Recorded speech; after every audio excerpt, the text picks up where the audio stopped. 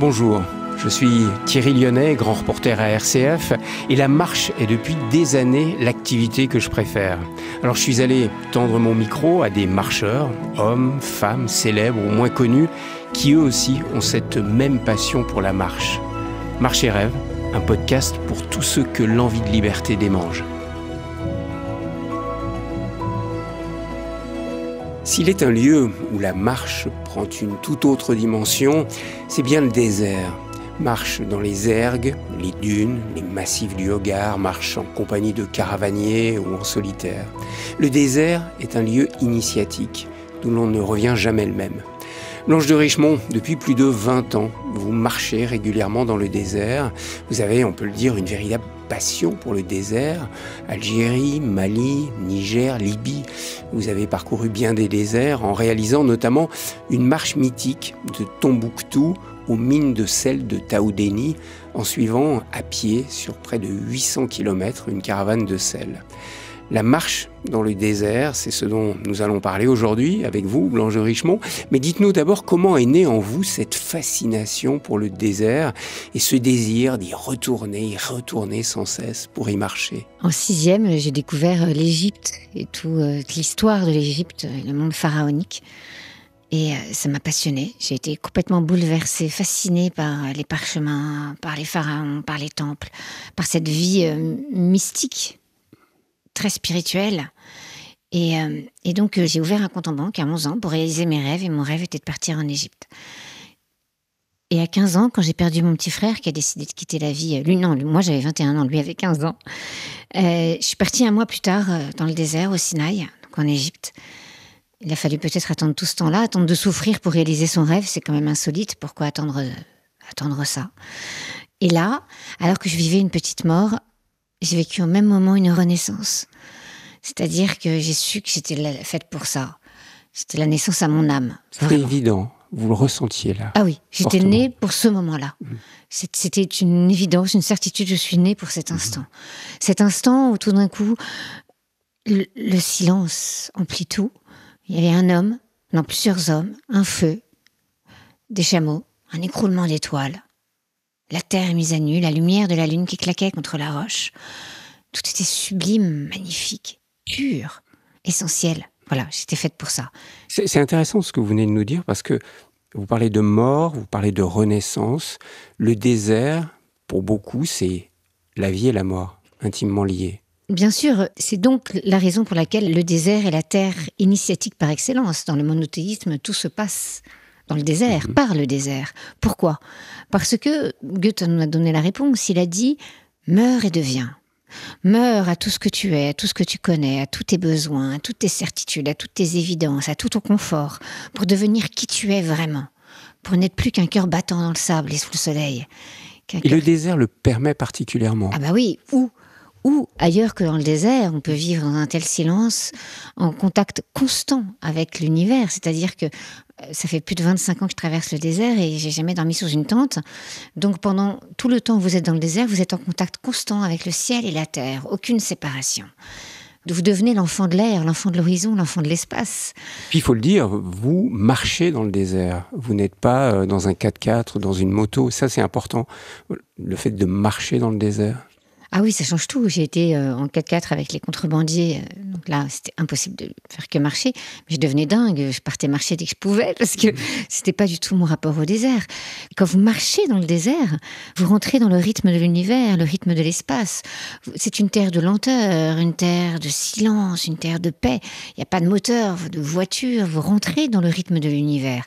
Tout change. Vous êtes en contact constant avec la terre. Vous la touchez, vous vivez avec elle. Ça, c'est extraordinaire.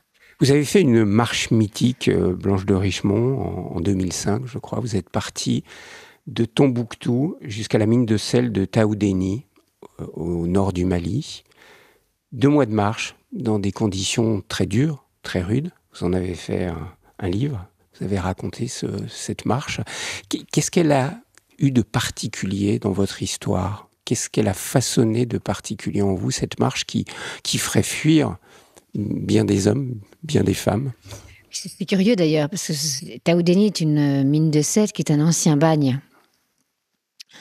Donc c'est un peu la traversée de l'enfer, surtout que tous les déserts où j'avais été étaient magnifiques. Alors je m'étais dit, je suis prête à tout vivre tant que c'est beau. Et ce désert n'était pas beau. Il n'a pas été beau sur 750 kilomètres. En plus, on était dans une lumière blanche, une poussière de sable accrochée au ciel. Donc il n'y avait même pas la lumière du ciel. J'ai la sensation d'être le fruit de cette marche. Qu'elle continue de marcher en moi d'une certaine manière. Dans la traversée du désert, c'est le désert qui vous traverse. Et cette traversée est sans fin. Et j'ai découvert le silence, j'ai découvert qu'on est beaucoup plus capable qu'on l'imagine. À la fin, on marchait 15 heures par jour. Et j'ai découvert le lâcher-prise, j'ai découvert à quel point marcher nous reconnecter à notre véritable nature, à quel point on pouvait être en véritable connaissance, mais je veux dire plutôt cohérence. Marcher dans le désert, c'est marcher à la rencontre de soi, marcher à la rencontre de son âme. D'une manière privilégiée, plus forte encore que dans les marches qu'on peut faire en montagne ou dans la nature. Mais bien sûr, parce que, encore une fois, il y a ce silence, il y a cette lumière qui vous porte, il y a ces étoiles infinies, et il y a le rythme de la vie des nomades, il y a eux qui vous enseignent, il y a eux, vous les voyez vivre de manière, leur regard, comment ils vous apprennent à voir aussi. Ils voient tout ce qui se passe sur la terre, ils voient tout ce qui se passe dans le ciel, ils touchent au cœur, tout est subtil, tout est délicat, tout est noble. C'est une initiation, comment dire, on marche vers notre grandeur. On marche vers ce qu'il y a de plus haut en nous-mêmes. Alors vous me diriez, c'est aussi possible en montagne, oui, mais comment dire, il n'y a pas toute cette vie autour. Le dépouillement est encore plus grand dans le désert. Oui, parce qu'il y a moins besoin de matériel. On est juste avec les chameaux, on est juste avec les nomades. Il y a toute une poésie des sables dans laquelle... Puis vous marchez dans les siècles, vous marchez dans une terre millénaire, vous marchez dans une terre mise à nu pour vous mettre vous aussi à nu. Mais il y a une dimension qui m'intrigue quand même, c'est celle de la souffrance. Quand on lit les récits de personnes qui ont été dans le désert, je pense à Laurence d'Arabie, à Isabelle Eberhardt, il y a des moments de souffrance. Et vous, dans votre livre, Éloge du désert, vous écrivez, Blanche de Richemont, quand on part au désert, on accepte déjà de souffrir. On y aspire même peut-être un peu. Pourquoi rechercher cette souffrance? Oui, je ne sais pas si j'aurais écrit ça maintenant. Y aspirer, je crois pas, en vrai. Maintenant, je dirais plus ça. Je pense qu'on sait qu'on va souffrir, on sait qu'on va avoir les pieds en sang. Par exemple, quand on décide d'aller suivre une caravane de sel, je me m'étais même pas posé la question, est-ce que je vais souffrir ou pas souffrir? C'était même pas dans mon regard. Je crois qu'on ne peut rien faire de grand sans souffrance. Je crois que la souffrance, elle fait partie du chemin. Je ne sais pas ce qu'on peut avoir bâti de grand, sans sueur, sans sang, sans dépouillement, sans remise en cause, sans inconfort intérieur. En fait, aller loin nous pousse toujours quand même à tuer quelque chose en nous-mêmes, à faire des concessions, à faire des sacrifices. C'était jamais confortable d'aller plus haut. Jamais. Et c'est intéressant parce qu'on vit dans une société où ce que l'on recherche le plus, c'est le confort, c'est la sécurité. Et là, vous vous mettez dans l'inconfort, dans l'insécurité, dans le désert, à marcher. Alors, je ne me mets pas dans l'inconfort et dans l'insécurité.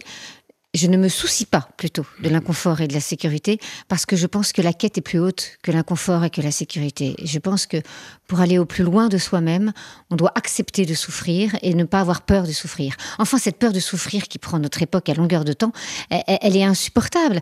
Parce que même quand vous avez peur de souffrir, ça n'a jamais empêché personne de souffrir, en fait, d'avoir peur de souffrir. Alors autant vivre. Le courageux, il se dit pas, j'ai peur de souffrir, alors je vis pas. Il dit, tant pis si je souffre, j'avance. Et c'est ça quand on marche. Et c'est ça aussi. On a les pieds en sang, on a des ampoules, on a mal aux jambes. C'est pas grave, on va plus haut.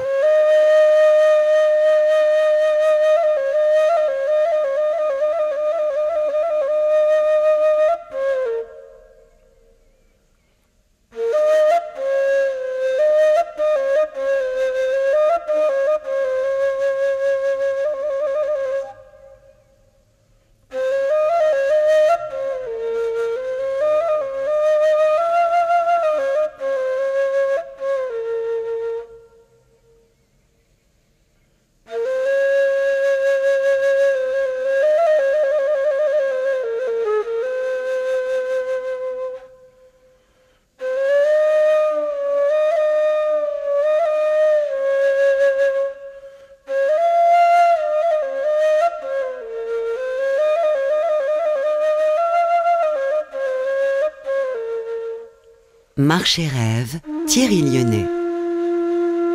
Blanche de Richemont, quand on marche dans le désert, j'imagine qu'on a des peurs, notamment, je pense à celle de se perdre. C'est difficile dans ce grand désert qui n'a pas de chemin. Comment est-ce qu'on apprivoise cette peur autour de la peur de se perdre ? Alors, la peur de se perdre, on peut l'avoir, mais comme on est souvent avec quand même les hommes du désert, voilà, ils nous protègent. Alors en effet, s'éloigner de la caravane et s'éloigner du bivouac, ça peut être très dangereux. Je pense qu'il y a plusieurs peurs dans le désert. Il y a la peur de se perdre, la peur de souffrir, la peur de l'inconfort, la peur de la fatigue. La peur de la soif. La peur de la soif, ça j'ai vraiment eu soif. La peur de lâcher tout ce avec quoi on a l'habitude de vivre. Mais une fois encore... c'est le Dalai Lama qui donne la vraie réponse par rapport à la peur. Et je pense que c'est pour ça que c'est important d'aller marcher dans le désert, pour dépasser toutes nos peurs. Comment on les dépasse ? D'abord, on les reconnaît, et ensuite, on les transforme en mettant, comme le dit le Dalai Lama, en mettant de l'amour à la place de la peur, de la confiance à la place de nos craintes. Il dit, si je transformais tout ça en amour. Mais attendez, concrètement, vous avez soif, vous avez peu d'eau, vous avez peur de ne pas trouver d'eau, de mourir de Mais soif. j'accepte. C'est ça l'amour, c'est accepter. Je vis avec cette eau-là. Si je m'énerve parce que j'ai pas assez d'eau et parce que j'ai les pieds en sang, je vais contre ce que je suis en train de vivre. Et si j'aimais... Aimer, c'est accepter. Et aimer, c'est toujours aimer quand même. Donc, j'accepte que j'ai peu d'eau. Et puis, Inch'Allah, comme ils disent là-bas, on verra. Avoir confiance. Jusqu'à maintenant, j'ai toujours bu une eau épouvantable qui me donnait des crampes horribles. J'étais malade, pliée en deux de douleur. Ça fait partie du chemin. C'est pas grave. Et si je me dis, si je me lève pas demain, eh ben, je me lèverai quand même parce que j'ai pas le choix. En fait, quand on n'a pas le choix, on a toujours du courage. Et je pense que c'est ça aussi que nous enseigne la marche dans le désert. Blanche de Richemont, le désert nous simplifie, nous épure. On peut dire ça. Il y a une forme de simplification, d'épure.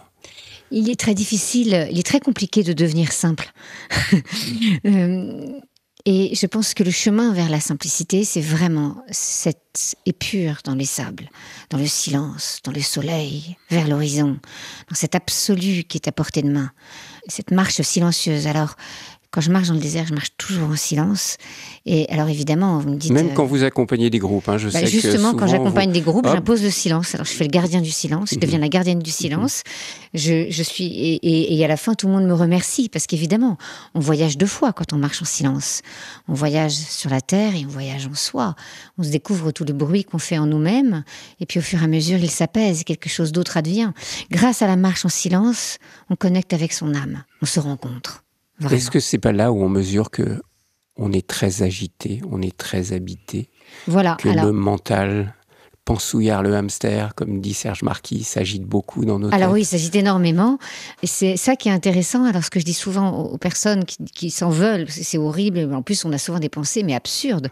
Quand j'étais dans ma caravane de sel, je pensais qu'à mes boîtes de thon et de sardines. Alors j'avais fait un débat de philosophie. J'étais persuadée d'avoir des pensées belles et profondes sur la vie. Absolument pas. Il y a une phrase que j'aime bien, c'est de me dire à chaque fois, c'est de là que je pars. Aujourd'hui, c'est pas glorieux. C'est pas grave, c'est de là que je pars. Aujourd'hui, j'ai vu le schéma, la course incessante de mes pensées dans ma tête. C'est pas grave, c'est de là que je pars. Pas de culpabilité. Et c'est pas là que je reste. J'aimerais qu'on parle de ce presque paradoxe qu'il y a dans la marche dans le désert, ou cette alternance plutôt d'état d'âme, la joie et le découragement. Comment on vit ces deux états-là qui viennent quand on marche longuement? On l'a tous vécu, tous ceux qui ont fait des marches au long cours passent des moments de joie, d'exaltation, une joie tellement particulière, et puis aussi de découragement. Vous, dans le désert, comment vous avez vécu ça, ces passages de joie au découragement? Alors, d'abord, pour faire face au découragement, il y a pour moi une clé, c'est avoir une étoile. Quelle était mon étoile? Pourquoi je marchais quand j'étais découragée, quand je ne pouvais plus, quand je me demandais ce que je faisais là? Je me demandais, et si j'étais ailleurs? Est-ce que je préférais être ailleurs? Non, car j'étais à ma place, j'étais en cohérence. Je me levais le matin avec le soleil, avec les hommes, avec un thé, avec le feu.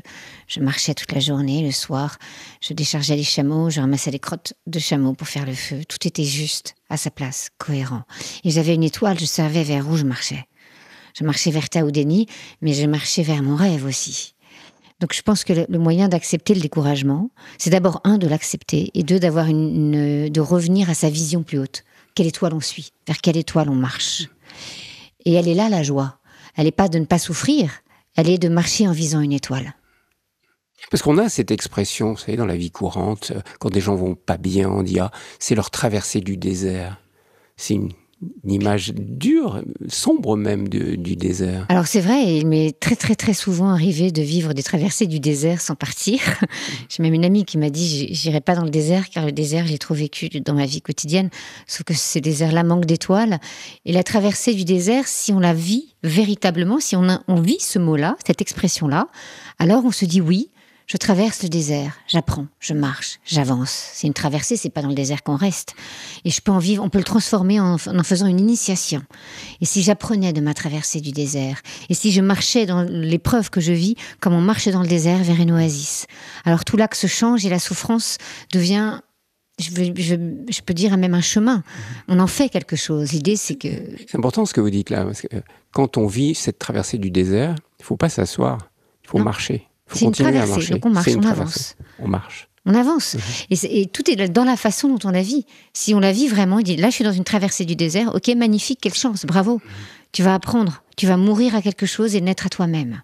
Le fait de le vivre concrètement dans une expérience de marche dans le désert permet ensuite, quand on regagne la vie quotidienne et qu'on traverse des moments de désert, comme on dit dans nos vies, ça permet de le vivre autrement. Bien sûr, justement. Et c'est pour ça que le désert est la grande terre des révélations. Car justement, quand on traverse le désert physique, on apprend à traverser nos déserts intérieurs. On apprend à lever les yeux plus haut que soi. Grâce au désert, quelle que soit les traversées du désert que je vis à Paris, je regarde les étoiles, je vois la lune et je souris. Quoi qu'il arrive, j'apprends à voir toutes les merveilles et toute la magie qu'il y a là sous nos yeux et que on ne sait pas voir et que comme les nomades, on apprend à voir dans le désert.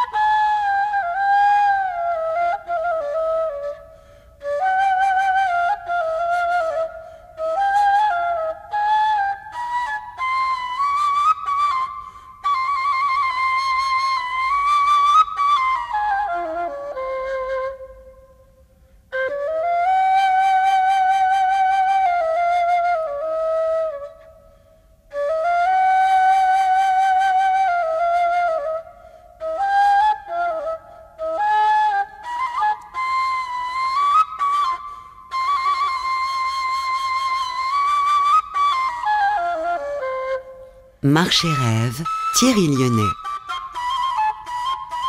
Blanche de Richemont, à votre avis, pourquoi Dieu conduit-il ceux et celles qu'il aime au désert, comme on le lit souvent dans la Torah, dans la Bible? Parce que le mystère est palpable.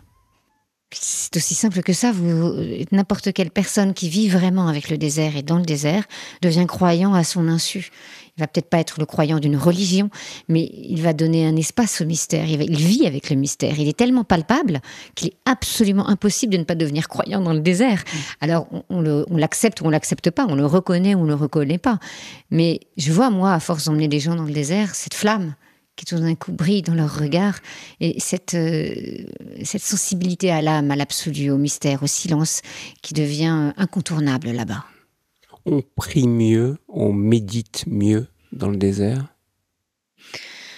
Oui, parce qu'il y a une réponse avec l'absolu, mais l'essentiel de la prière et le but ultime de la prière, c'est justement de savoir ramener cette lumière-là où que l'on soit, et que cette lumière du désert nous accompagne même au cœur de la ville et en plein milieu des murs de nos maisons. En tous les cas, on prie mieux et on souffre plus aussi parce que c'est sans concession, on se fait encore plus face. Donc parfois la prière ou la méditation peut être un peu difficile parce qu'elle est encore plus puissante, plus réaliste. Elle claque. À nos yeux, tout ce qu'on se voit encore plus fort. Comme dit René Char, la lucidité et la blessure la plus proche du soleil, c'est une blessure. Parfois la prière dans le désert, mais on y cueille une lumière éternelle. Et est-ce que marche et prière s'associent bien dans le désert? Alors, j'ai jamais fait de marcher en prière. Pour moi, ma prière, c'est le silence. Donc, c'est de faire silence en moi-même. En revanche, la marche et le silence, pour moi, c'est une des choses les plus essentielles. Et d'ailleurs, il y a plein de gens que j'emmène marcher en silence, même dans la forêt. Et du coup, même là, d'être ensemble en silence, c'est pas la même chose que de marcher seul en silence. D'être ensemble en silence, c'est ramener un peu le désert au cœur de nos vies. Vous parlez beaucoup de silence, Blanche de Richemont. Il y a aussi des sons dans le désert. Il y a le vent, il y a le sable, il y a le bruit sur les pierres, parce qu'on marche aussi, il y a les graviers. Est-ce que le désert affine, attise nos sens d'une manière particulière? Ah oui, tous nos sens sont complètement affinés, parce que plus rien ne fait obstacle à notre sensibilité. Oui, il y a des sons, mais je me souviens, un jour, je sortais du désert et j'ai entendu un chant d'oiseau. Et je me souviens de ma stupeur tout d'un coup de me dire, mais c'est vrai, j'ai pas entendu le chant d'oiseau. On n'entend que le chant de l'univers, le chant essentiel. On n'entend que les bruits les plus essentiels. Il n'y a pas d'autres bruits que ceux de la terre, du vent et de la marche. Donc c'est vrai que c'est quand même un grand silence. Et la nuit, quand on dort et quand il n'y a pas de vent, c'est quand même un silence extraordinaire. Donc c'est vrai que ça peut être un peu vertigineux, mais à la fois, ça s'ancre en nous. On a parlé du désert, mais en fait, on devrait parler des déserts. Vous aimez énormément le Sahara. Il y a plusieurs déserts dans le Sahara. Oui, bien sûr, il y a plusieurs déserts. Il n'y a pas que le Sahara. Il y a les déserts de glace, il y a des déserts en Mongolie, il y a plein de déserts. Non, parce que je veux dire, déjà même dans le Sahara, Ah oui, il y a des plusieurs. déserts de sable, il y a des déserts de montagne, il y a différents types de déserts. Oui, bien sûr, il y a C'est pas l'Ergue, il y a uniforme du l'Oreg. tout. Oui, bien sûr. Après, et chaque désert nous raconte autre chose. Je me souviens en Algérie, dans le Tassili Najer, il y avait à la fois des dunes et des montagnes. Chaque pas était une surprise. Dans le Sinaï, dans le Hogar, ce sont que des montagnes. Parfois, ce sont que des dunes. C'est comme une danse. On voit la terre qui danse. C'est assez extraordinaire. On s'en lasse jamais. Où est-ce que vous avez aimé vraiment marcher dans le désert? Est-ce qu'il y a un lieu que vous aimez en particulier? Ah oui, en Algérie, dans le Tassili Najer.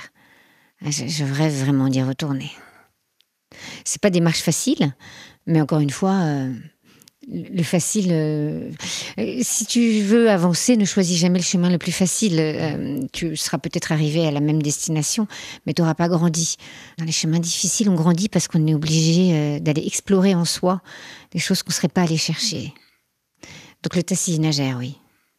Et c'est une épreuve initiatique, le désert. On peut utiliser cette expression. Ah oui, toujours initiatique. On apprend toujours. On apprend, mais sans s'en rendre compte. C'est un jour, un matin, on se lève et on se dit, tiens, ça, je l'ai recueilli dans le désert. Ce regard, ce souffle, cette appétence pour le ciel, pour les étoiles. On est toujours initié par le désert. Si on le vit vraiment, il y a des gens, ils me disent, moi je suis dans le désert, j'ai rien sorti, j'ai rien vu, j'étais en 4x4, 2 jours, je vois pas de quoi tu parles. Je dis, oui, mais va le vivre vraiment. Mais je pense que aussi, le désert nous apprend à tout vivre comme une initiation. Tout ce qu'on vit peut être une épreuve initiatique. Tout ce qu'on vit peut être une occasion d'aller plus haut. Et vous voyez, ma quête à moi, c'était d'apprendre à traverser, à marcher dans la vie, et pas seulement à aimer marcher dans le désert. Le désert m'a appris à marcher dans ma vie chaque jour, à partir en voyage chaque jour. Aujourd'hui, je marche, même si je ne sors pas de ma maison. Je marche dans ma vie, je marche dans mon regard, je marche dans ma façon d'être au monde. Il n'y a que la marche qui nous apprend à vivre, à mon sens. Et est-ce que la marche dans le désert a refermé, cautérisé la plaie dont vous nous avez parlé au début, cette perte terrible d'un jeune frère? Parce que vous êtes parti pour ça au début. Oui, je suis un petit peu partie pour ça. Je voulais écraser la douleur dans mes pas. A refermé ça. Je voulais sublimer la douleur, l'écraser. J'ai appris à vivre avec lui. Baudelaire disait, ma douleur, prends-moi la main, viens par ici. Marcher avec sa douleur, marcher avec sa peine, l'accepter aussi. Oui, j'ai appris à aimer dans le silence. C'est pour ça que j'aime tant le silence. La marche aide pour ça. Ah oui. Quand on a été confronté à une si terrible épreuve. Ah oui, moi je dirais à chaque personne qui souffre par marcher. Parce que ça nous apprend à pas s'installer dans la souffrance. La marche. La marche, elle est la métaphore d'une façon d'être en vie. Quand on marche, quand on met le corps... Vijayananda, le grand sage que j'allais voir en Inde, qui était un disciple de Ananda Mahi, me disait toujours, quand ça va mal, soigne d'abord le corps. Tout va mal, soigne d'abord le corps, parce que la tête, oh là, ça met un temps fou. Et la marche soigne vraiment le corps. Eh bien voilà, on se met en mouvement dans le corps, ça va nous aider à grandir dans notre être. Si ça va pas, partez marcher, toujours. Et quelque chose se passera, quelque chose vous aidera. Vous ne vous installerez plus dans la douleur, parce que c'est ça l'idée avec la douleur. C'est d'abord de la ressentir, parce qu'il ne faut pas s'empêcher de ressentir ce qu'on ressent, mais après de continuer son chemin avec cette douleur. Ne plus être pesé par elle, mais de lui prendre la main. Et le retour du désert, on est resté 15 jours, 1 mois, 2 mois dans le désert, on revient ici à Paris pour vous, on revient dans sa ville, on revient dans son village. C'est pas facile le retour. C'est extrêmement difficile. C'est extrêmement difficile, mais c'est ça en fait qui m'a tournée vers ce sage en Inde et qui m'a mis sur une autre quête spirituelle. Je me suis dit, mais si les retours sont si difficiles, est-ce que j'ai vraiment été initiée par le désert ? Ben non. Si j'ai besoin pour sentir cet absolu, pour sentir cette joie de vivre, pour ressentir cette lumière en moi, si j'ai besoin du désert et de partir, alors je ne suis pas libre. J'ai pas appris vraiment, j'ai pas vraiment été initiée. Sur place, j'ai la sensation, mais si ça me quitte quand je reviens, je suis pas initiée par le voyage. Donc le but, c'est de passer par le désert et de le quitter pour revenir différent. Exactement, pour continuer le voyage dans sa vie quotidienne, pour que chaque jour, où que l'on soit, on voyage, on marche. Mais c'est difficile à partager, non, ce qu'on a vécu, Blanche de Richemont. Même si vous essayez de le faire par vos livres, est-ce qu'on peut partager ce qu'on vit quand on marche dans le désert ? On peut partager par son rayonnement. On peut partager par ce qu'on est, on peut partager par un nouveau regard, on peut partager par plus d'amour. On n'est pas obligé de raconter ce qu'on a vécu. En vrai, c'est un peu chiant, les gens qui racontent tout ce qu'ils ont vécu dans leur voyage. En revanche, quand ils racontent ce qu'ils ont appris, quand ils racontent ce qui les ont émerveillés, quand on voit ce qu'ils sont devenus par le chemin et par la route, alors c'est ça partager. Vous écrivez dans Éloge du désert, « Mes voyages dans le désert m'avaient fait découvrir que notre nature profonde était d'abord lumineuse. » C'est assez extraordinaire déjà de découvrir ça, qu'on est lumineux à l'intérieur de nous. Ah oui, ça c'est une évidence, et quand on part marcher, surtout en silence dans le désert, on découvre ça. La question c'est comment rester une vestale de son propre feu. Découvrir cette lumière n'est pas tout. Faut-il encore savoir l'entretenir, la garder et rayonner d'elle. Et ça c'est le chemin d'une vie, et que j'ai découvert des clés dans le désert pour ça. La marche dans le désert, donc pour apprendre à se connaître en vérité, en profondeur. Je ne sais pas ce que ça veut dire se connaître, parce que y a la question initiatique par excellence, c'est qui suis-je ? Et la réponse est un grand mystère, car on est tout le temps en devenir, on est tout le temps en mouvement, tout le temps en chemin, j'espère bien. C'est l'objectif, c'est le but. En revanche, c'est pour découvrir qu'on a cette lumière en nous inaltérable. La rencontrer, oui. Merci beaucoup, Blanche de Richemont. Vous nous avez certainement tous donné envie d'aller marcher dans le désert. Je renvoie à votre livre, Éloge du désert. Vous y partagez beaucoup de, justement, le fruit de vos expériences dans ces différentes marches que vous avez vécues. Éloge du désert, qu'on peut lire aux éditions Almora. Merci beaucoup Thierry. Merci.